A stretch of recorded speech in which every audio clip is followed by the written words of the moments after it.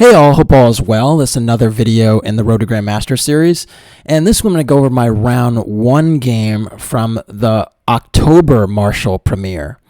Now, if you followed the last video in this series, it was actually round 5 from the September Marshall premiere, and pretty much in the first few months of fall, I was actually just in the city and not playing very much because I simply didn't have any tournaments planned.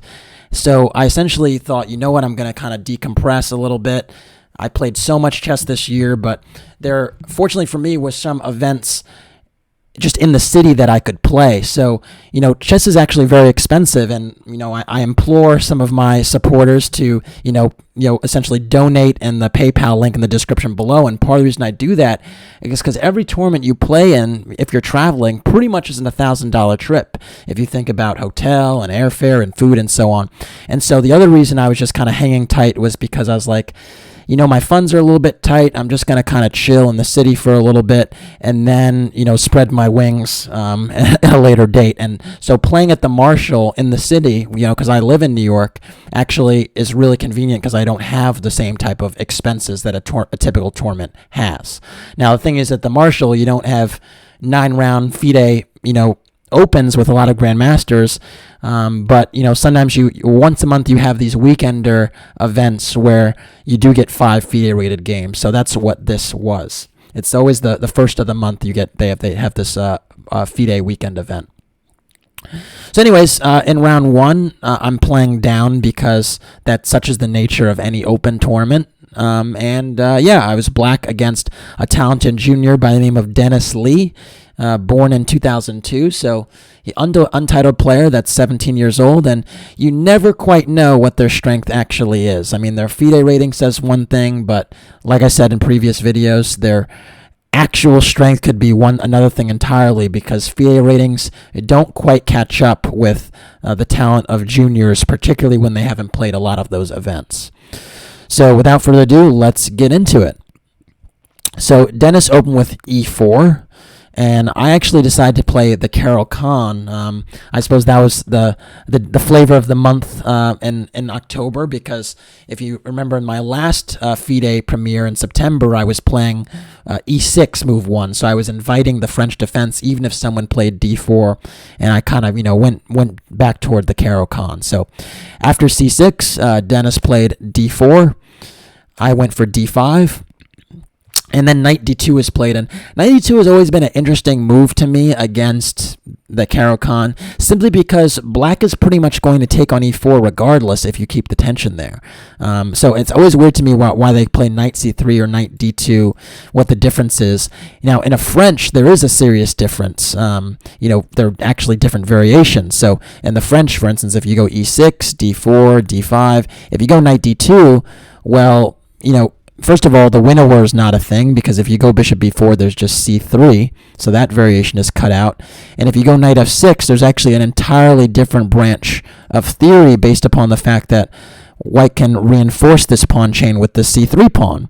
Whereas if you play knight c3, obviously, after knight f6, e5, knight of d7, there's no c3. So it's just a totally different branch of theory and understanding and setups. But in the Carol Khan, it's really the same thing, because they're going to take on e4 regardless. So always interesting to me whether they go knight d2 or c3, but it is what it is. So anyways, after d takes c4, knight takes e4, I now went knight d7, and knight d7 is known as the Karpov variation of the Carol Khan. This move was very, very popular in the 80s and the 70s. Really, when Karpov was playing a lot of his best chess, he was playing the Karpov variation religiously, and that's why it bears his name, because he used it so much. I think it was also called the Smyslov variation, because I believe Smyslov also used it, but Karpov was really the main practitioner. And it's quite a decent line, because basically black lacks a little bit of space, so he's trying to trade a pair of minor pieces on f6 and then recapture with the knight on f6. So interesting move, interesting line, interesting move. Now the reason that knight d7 has fallen out of favor just a touch and is less popular than the move bishop f5, which is played, I would say probably in 75% of games, maybe more, that come out of knight takes e4, is because after knight d7, there's this move knight g5, which is actually kind of annoying to face, and kind of dangerous. The idea is that you can't chase away this knight without getting a little bit of punishment, because of this knight comes to e6, and all of a sudden you can't take the knight on e6 because of queen h5 and then checkmate on g6. And so because of that trick, white manages to get the bishop pair, black isn't allowed to castle, and this knight g5 move has actually been something that black players of the Caro-Kann have had to be very, very careful of for some time. But it really came to prominence, or was at its apex in terms of prominence in the match that Garry Kasparov had with Deep Blue. At the time, computers were actually not as strong as humans, and so Kasparov was actually able to compete with Deep Blue, and the match was actually tied going into the last game. And somewhat regrettably, Kasparov actually lost the match and the last game against Deep Blue in the specific line with black. And after that, I think, when strong players lose a game in a particular variation, it tends to wane in popularity because it's it's not the best endorsement. And I think that's kind of what happened to the Karpov variation of the Caro-Kann. But I would argue that the Karpov variation does not really suit Kasparov's style well. His chess style is way more aggressive, and the Karpov variation requires you to be fairly defensive. Initially, you have to be defensive, and then you start to take over later on in the game. And that's not really Kasparov's style. So you can see how it would suit someone like Karpov quite nicely, because he had a positional style, whereas Kasparov, it didn't make so much sense. But I understand why Kasparov did it. There's a lot of lore behind the match and this final game. Kasparov accused the people at IBM that were making Deep Blue of actually putting in this opening idea the night before, and Joel Benjamin and other grandmasters working with Deep Blue are, vehemently denying this accusation. So. Yeah, there's a lot of history behind it, and Kasparov was basically playing this line because he thought the computer did not know about this piece sacrifice. There's this idea with knight takes e6 even later in the position, or knight takes f7, and unfortunately Kasparov just lost. But he was basically trying to find a line where that was relatively solid, that the computer would be confused with, and didn't actually fit his style, and it was more to kind of fight against the computer style, because typically when you're playing a computer, you don't want to get into a calculating battle. But anyways, I've blabbed off enough about this line. Knight g5 didn't even come on the board, but I just wanted to illustrate what could come on the board. So anyways, after knight d7, Dennis played knight f3. And this is another move that's fully playable in the position. I mean, what's wrong with it? You're developing a piece. Pretty natural move. It's just not the most challenging. After knight f3, I played knight gf6, and white actually took on f6, which is, fully playable. The reason that knight g5 now isn't effective is because after I can play h6 and there's no knight e6. Of course, I can just take, and my knight's guarding the h5 square. The queen, also is not close to getting there anyway. The bishop is not on d3, so there isn't any bishop g6 mate, so it's fully justified. So now knight g5 doesn't make sense, so you pretty much need to capture. Or you can play bishop d3, but it kind of transposes, because I would take and then go knight f6 anyway. So after knight takes f6, now white played knight e5. And this is a move I wasn't so intimately familiar with because I didn't think it was super challenging. But you could see that one of white's ideas with knight e5 could be to play bishop c4 next, and to essentially challenge the f7 pawn. And a lot of the time in the Caro-Kann, the main theme is that the bishop actually gets outside of the pawn chain. So naturally, playing a move like e6 to stop this idea would not be desirable if the bishop is not out of the chain yet. Now, one of the things I was thinking about is, well, what if I do play bishop f5, and then we have this bishop c4 move come anyway? Well, one of the things I was thinking about is maybe g4 could be a little bit dangerous, because if I bring my bishop back to g6, white might be able to entertain h4, trying to hunt down this bishop on g6, or even just try to take the bishop pair right away with knight takes g6. And so I thought that playing my bishop out to f5 after knight e5 would be kind of risky because of that lever.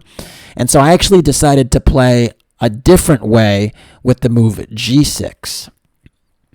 And the idea of this position with g6 came to me because there are lines in the Alekhine defense, or the Alekhine's defense, where you actually play knight f6, this knight gets chased around, it eventually comes back to d7, trades for a knight on e5, and then there's this fianchetto.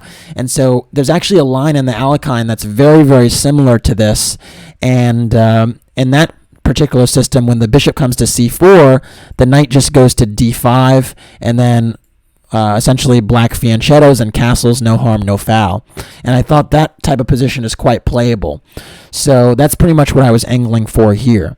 So just to visualize that, my thought process was if bishop c4, knight d5, I'm planning to go bishop g7, so you might consider queen f3 now, threatening mate.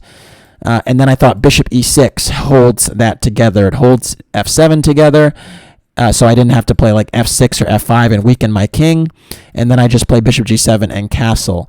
And yeah, I think white is probably a little bit better, but black's actually quite decent. And in positions later on, this knight on e5 might be a little bit unstable after I castle, because I can undermine the d4 pawn with c5.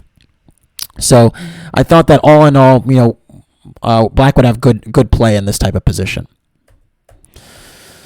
Surprisingly for me, Dennis did not even go for that, and instead played a move that I thought was relatively tepid and imprecise, because it pretty much gave me everything I wanted. He played the move c3, which reinforces this d4 pawn, but doesn't really challenge my king. And if you're going to go knight e5, you kind of have to justify the knight, moving twice in the opening. And so now I didn't really see what the point of the original move was. So after c3, now I just went bishop g7.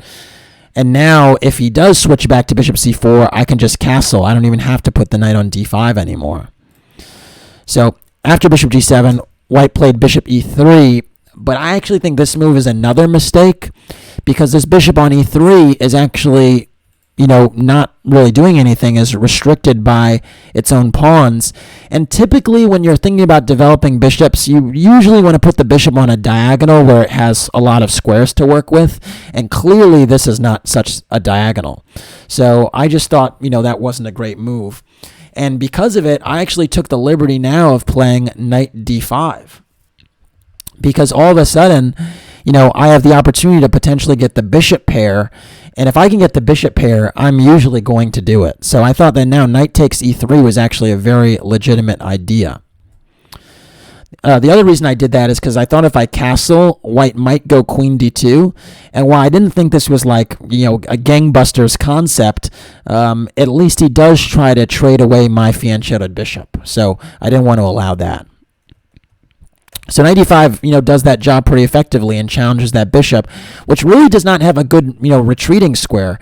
I mean, if it, obviously f4 it hangs. If it goes to g5, I can play f6 and win a piece, because I'd skewer the knight and the bishop. And so if you want to, keep that bishop, you'd actually have to retreat, which would be admitting your mistake, which is very, very difficult for chess players to do. So after knight d5, I thought already black was, to be preferred. Now, after knight d5, white played queen d2 anyway, and remarkably here, I actually played knight takes e3 right away, just because it was consistent with my plan, but the computer actually recommends playing bishop takes e5, and this is a concept that I hadn't seriously looked at during the game, but actually makes a lot of sense.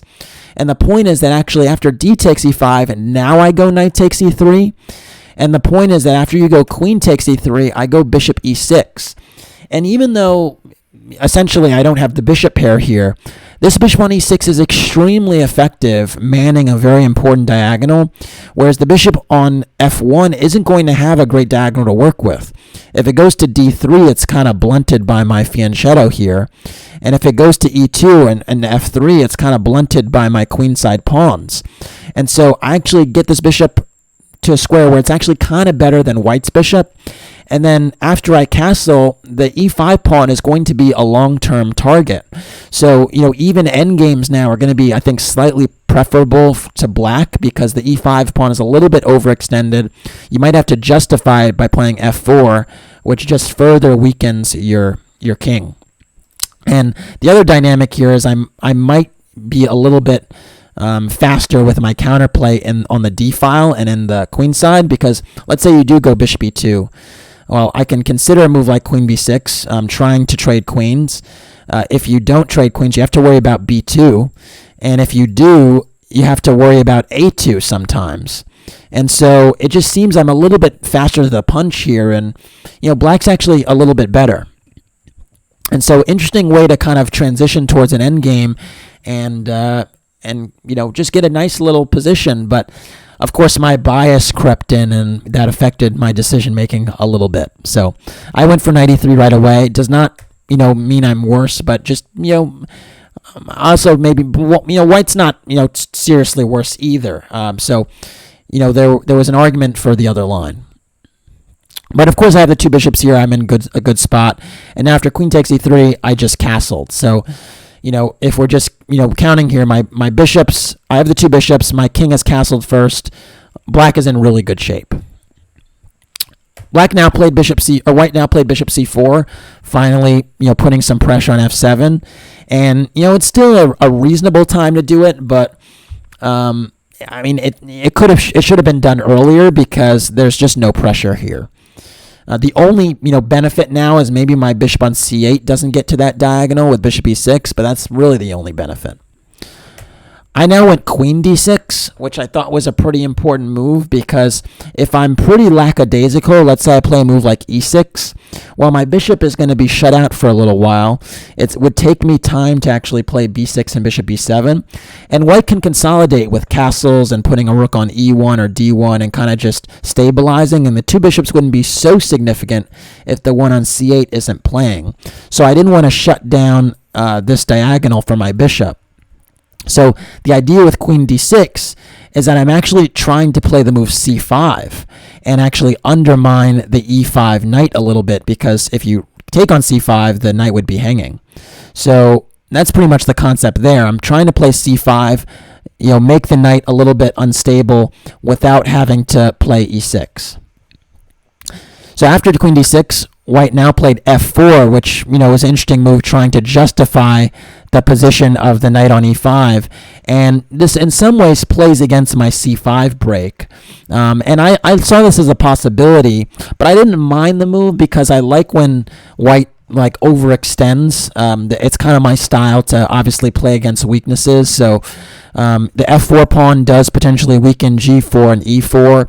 And while those aren't things that, you might be able to take advantage of right away, they might be things you could take advantage of later.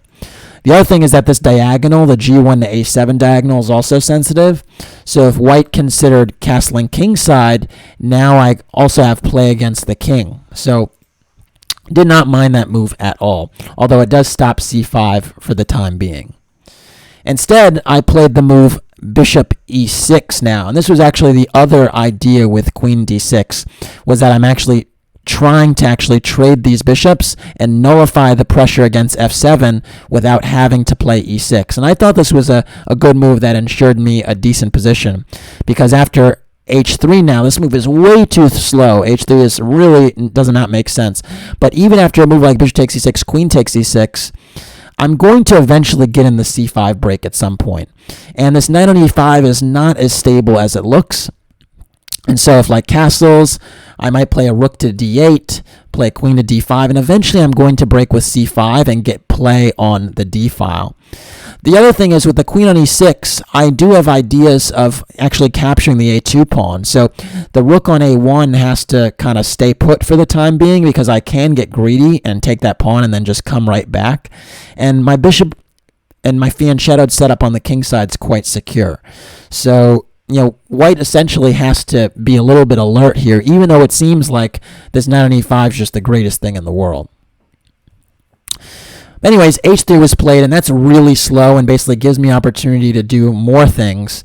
And so I now took on c4, and after knight takes e4, played queen d5. And this is just a double attack now. I'm hitting g2, and I'm hitting c4. And so h3 really is a poor move because it gave me that opportunity. And it also just weakened more squares. I mean, you play h3, you weaken more dark squares in the king side, and that becomes a factor if white actually castles king side. After queen takes d5, queen e2 was played, pretty much the only move to hold on to the knight and the pawn on g2. And now I played c5. And by virtue of some of the last few moves that white played, I'm just way ahead of schedule on the things I actually wanted to do. I wanted to get my c5 break in. I wanted to activate my rooks. And I'm actually getting the chance to do that way quicker than I should have because of the past few moves that white has actually played. So yeah, not great for white. So after c5, d takes c5 was played. And I actually I actually thought for a little bit here because I wasn't quite sure what I should do. If I take on c5 with the queen, then white can actually castle queen side. But if I keep the tension and if I play a move like if I just wait for a moment and play a move like rook d8 or rook c8, I develop a piece and really kind of force white to castle king side. So I actually wasn't sure what I should allow, whether I should allow white to castle queen side or king side. I decided to play rook ac8 in the end, pretty much inviting white to castle king side now, because if you play rook d1 to challenge my queen, now I play queen takes e5 and you're not castling and your knight's attacked. So white now actually castled. But the computer actually was saying I should play queen takes e5 and invite white to castle queenside. And upon further review, it looks kind of obvious. But the reason that I was kind of reluctant to do it was because after castles and b5, which looks like the absolute natural move, just getting in b4 next, I was actually worried about the move knight e5. And the thing that concerned me was knight d7 kind of forking the queen and rook. And I thought that my initiative was being slowed down just a little bit with the move because I thought I couldn't play b4 here because of knight d7. But it actually turns out that b4 anyway is actually the best move. And this is remarkable because after knight d7, I actually can play queen a5, and after knight takes f8, I don't recapture this knight on f8, but actually proceed onward with queen takes a2. And remarkably here, the knight is actually pretty much a dead piece. And I'm actually way faster on the queen side here. So even being down a rook, it doesn't really matter. And of course, if you go for knight d7, I actually can just play b takes c3 and, just take more pawns. And note that bc3 is not possible because the queen on e2 is hanging. And so this position is actually totally lost. Now, this was kind of difficult to see from far away, but I think if I got to this position with knight e5 and then started thinking, I might have been able to work some of those details out. And I just thought, you know what, I don't want to play kind of in a sharp way. And this is kind of an Achilles heel of mine to a certain extent, is that I'll sometimes shy away from complications, even if they're good, because they just make me have to calculate. And this is something I need to, improve on and just have more confidence with instead of running away from complications, because I think that's kind of the next step in my game. So anyways, I did not allow the complications and went for the positional approach, the one I'm fairly biased to after rook ac8. And the reason for this is now after white castles, the kings are on the same side. I'm not going to get attacked, and I can kind of play in a more gradual, methodical fashion. So after castles, I now went queen takes c5 check, and this is still very good for black because I'm way ahead in development. I have a bishop to the knight, and these dark squares are really weak in white's king side. So white now has to go knight e3 to save that knight, and now I went rook f d8. And it seems here that the position is is not so much better for black because the material is equal. But really, there's so many factors here that make this better for black. So first of all, I've mentioned the bishop to the knight. I've also mentioned the pawn structure and just the weaknesses. These dark square weaknesses are a factor. You might retort with the argument that, hey, this bishop on g7, isn't it restricted by the pawn on c3? In some ways it is. For now it is. But the point is this bishop can break free potentially with b5, b4 as an option, ripping open the diagonal, or it can relocate to a new diagonal. And we actually see that happen in the game. So after rook fd8, white played king h2, stepping out of the pin. But I actually argue that this is another huge mistake, because if you're going to step out of the pin on this diagonal, you might as well move to a light square where you're not going to be harassed again. And moving it to a dark square will mean that technically will there be problems on this diagonal. So in my opinion, king h1 would have been way more sensible. But he went king h2.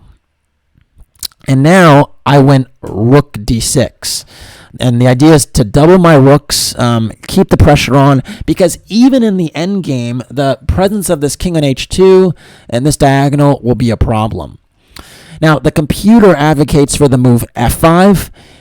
This is actually quite a radical solution in some ways, but it also highlights what I'm talking about, because now the idea is actually to play e5 next and to actually take advantage of some of these dark squares. So after rook d1, I don't get to double on the d file, but now I can play e5.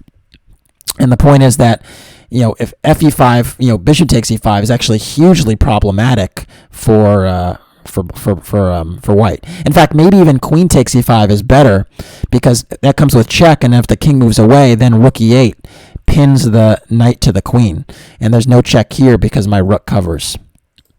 So, and then my bishop could pop out to h6. So there are problems for white in this position, big time problems, pretty much regardless of what I do, and it's a question of being precise.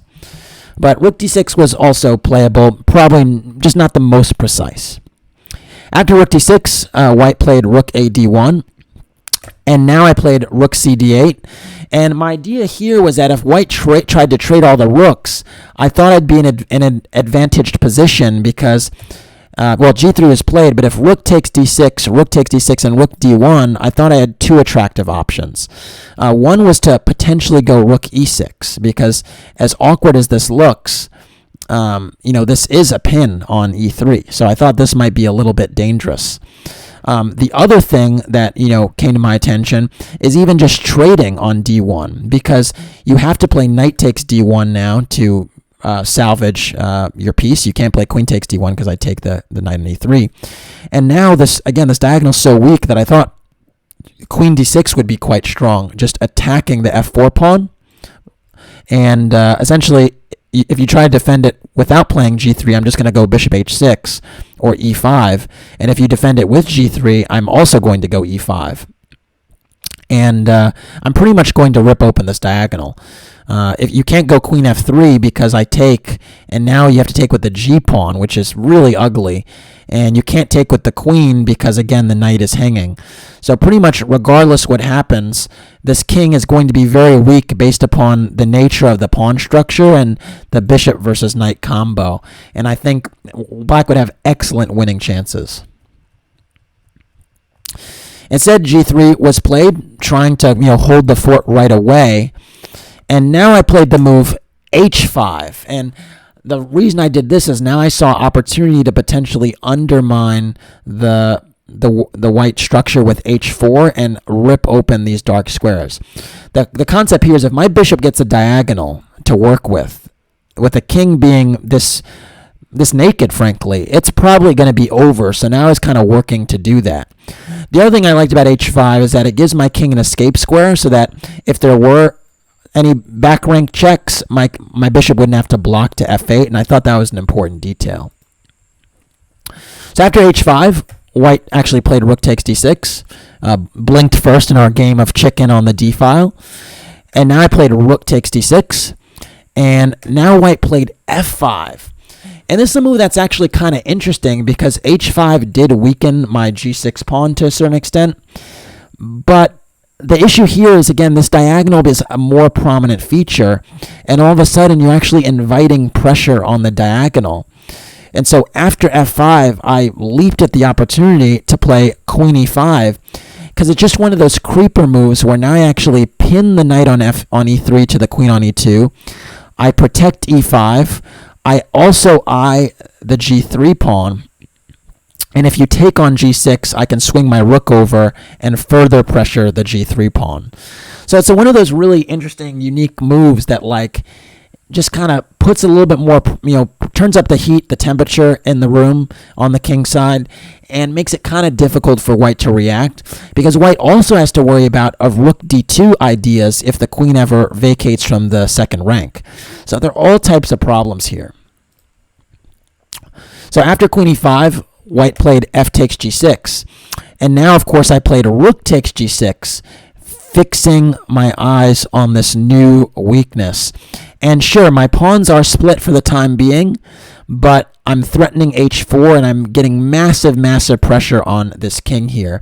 And you can just see, even with limited material, there's still a lot of pressure. So, black's very much in the driver's seat. White now went rook f3 to defend the g3 pawn, and now I played the move h4, and I'm getting rid of my isolated h pawn, but I'm also threatening some serious stuff on g3. And note that the knight on e3 is still pinned, so this queen is having a hard time straying too far away from it. So now queen f2 was played, defending this pawn again, and now I played the move queen e4, and this is a very, very important move that I think pretty much makes the position decisive, because now the issue is I'm actually threatening bishop e5, and this makes it very, very difficult for white to play. Essentially, the issue is that bishop e5 is an idea, h takes g3 is an idea, sometimes even the queen infiltrating is an idea, and it's just difficult to stop all those ideas. And then the other point is that now if the king tries to run away, if it goes to h1, it walks into a new pin. If it goes to g1, it also walks into a new pin. So it's very, very difficult to cope with these concepts. So after queen e4, white actually played knight g4, and this move unfortunately loses on the spot. More tenacious would have been king g1, but even here I can take on g3, take again, and then go queen b1 check. And here I'm already picking up material, and there's no perpetual check, and the queen and bishop combination, although it's not as renowned as the queen and knight combination, is still quite potent, especially with a king that doesn't have a lot of pieces around it. So, this position would actually just be completely winning. And yeah, it's just a problem that the king never really quite got security. Instead of king g1, we had knight g4, and this actually allows h takes g3 check, which is decisive, because after rook takes g3, now the move f5 comes on the board, and you could see here that after the knight moves, there's actually rook takes g3 and bishop e5 as a concept. So pretty much white is actually just losing a piece. Now, funny thing is that if queen takes g3, this position is actually still lost, because remarkably after bishop e5, this tactic actually essentially wins an exchange, because if you go knight takes f8, there's rook takes g3, and if you go, if there's knight takes e5, there's rook takes g3, and if you go queen takes e5, there's queen takes f3. And, white only has one check on b8, and I can just parry that with king h7 and be fine, and black's just up in exchange. So pretty much, however you slice it, white's losing material, but yeah, f5 was the way that Dennis decided to lose material. So after f5, white now played queen e3, but this doesn't really change the reality of the position, because after queen takes e3, if you take with the knight, I actually have bishop e5, and so I'm picking up an exchange regardless. This move would just be decisive. So rook takes e3 was played instead, and now I played f takes g4. And now Dennis played rook takes e7. And this is actually an interesting practical try because his concept is that if I win all these pawns, I might have some chance of maybe holding the game if you only have one pawn and it's, maybe kind of far advanced and you can't do anything about it. But I like my technique in the next few moves because I was trying to figure out a precise way to win quickly. And an argument could be made for trying to defend these pawns. Like I could go rook b6 or something like that. But I thought that just, would prolong the game another 20 moves, 30 moves. And, it just seemed like there might be a quicker way to win. And so I thought for a little bit and I started with the move rook b6 anyway, but not with the intent to actually, win b2 necessarily, but to just kind of poke and prod and create a weakness. And the point is that now after b3 was played, I had no intention of actually taking on c3. My idea now was actually to go bishop f8.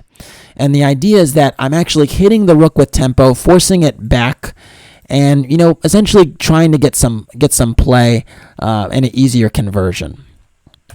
Rook d7 was played, so Dennis was insistent on trading the g for the h pawn and then playing the 2 versus 3 on the queen side, which is losing, but would take some time to win because my king is kind of passive right now.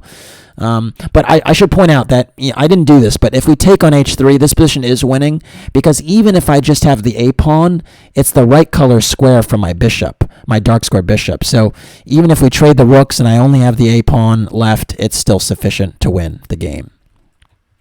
Those are the types of things you actually want to think about when you get to these endgames, is whether your rook pawn is the right color for your bishop. Or the rook pawn's queening square is the right color for your bishop.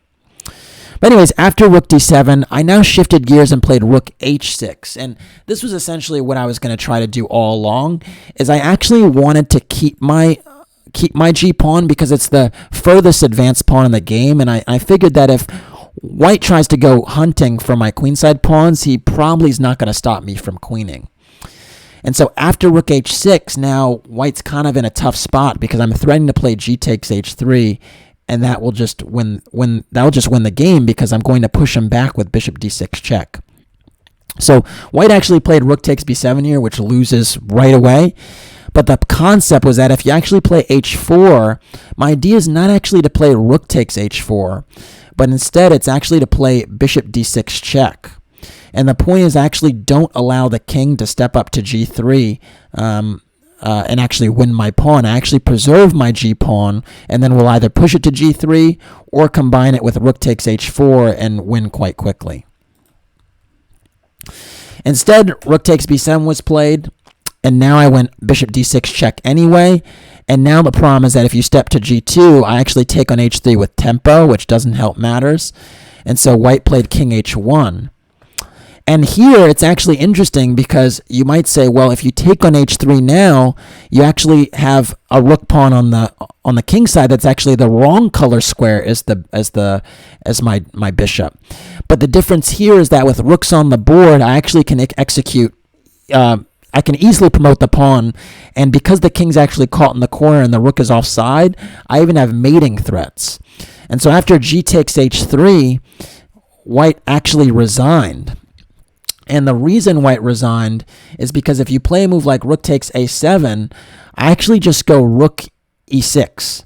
And the point is I'm actually threatening rook e1 checkmate. And there are only a few spite checks to avoid this. So, for instance, if you go rook a8 check, king g7, rook a7 check, king g6. And again, rook e1 check is a mate threat. If you go to g1, I just play h2 check. And if king g2, rook e2 check, and I will queen this pawn. So pretty much you can't stop the queening of my g-pawn that's now become an h-pawn, and because of that, my opponent resigned. Very, very interesting game in the Karpov-Karo. That's a rare guest, I would say, at the top level these days, but still a fully playable opening. And I hope you got a sense of just how critical some of the weaknesses that white created on the king side were, because all those dark squares, like the moves h3 and f4, those pawn moves came back to bite white in the end. And it kind of gave you a sense of why I do enjoy the slow grind so much, because it is just that recipe to win the game is it's just one I'm so comfortable with. Although sometimes you have to get outside of your comfort zone to actually take that next step, and that's what I'm challenging myself to do at times.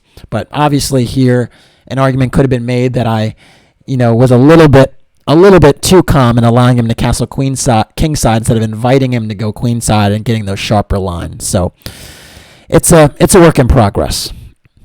Anyways, that's it for this one.